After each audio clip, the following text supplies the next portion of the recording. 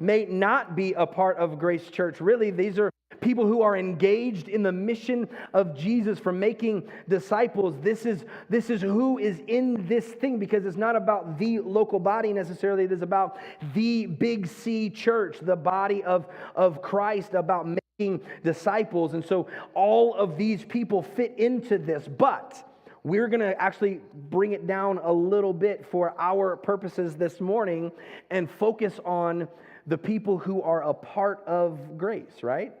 Now, I think some of this will go for those who do not attend Grace but are engaged in relationship with Jesus and the mission of Jesus outside. Some of that will go for them. But for our purposes, these are the people who are engaged at Grace. They're engaged in the mission of what God is doing here through us and in us. These are the ones who not just come every week, but are actually engaged in the mission of what Jesus is doing. I'm not talking about people who are here every Sunday and in our life groups and are in all of the things that we can do, but those who are actually engaged in what Jesus is doing in their lives and in the lives of others here at Grace, the people who are actually engaged in this relationship with Jesus. We are to be unified with each other.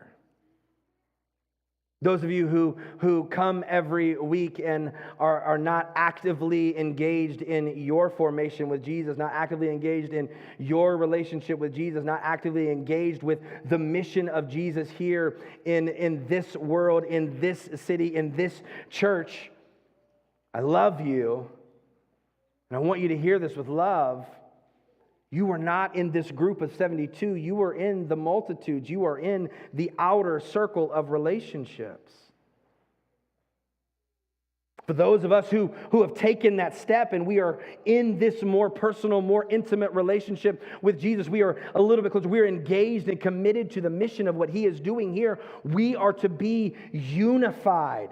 We are to have unity among ourselves toward this mission.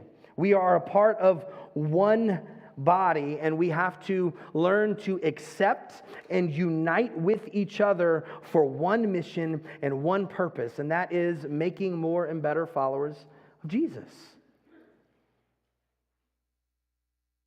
We can have disagreements and debates around secondary matters of theology. That's fine. We don't have to agree on that. We can disagree about preference or style of church or worship. We can disagree about ideologies and politics. I promise we all probably disagree at some level, and that's okay. We can disagree on all of those things, but we have to agree on the gospel. We have to be unified around what really, really matters. And I know you're thinking, well, politics do matter. Not really. Once we get into heaven, your politics don't matter. We have to be unified around what really, really matters, and that is Jesus, the gospel. The mission of God here in this world, in this city, in this community. That is what we are to be united around. All for the purpose of bringing other people in. And then the next circle of relationship with Jesus is made up of the 12. Jesus took these 12 men and brought them in even a little bit closer. He taught them a little bit more. Often he would teach the multitudes.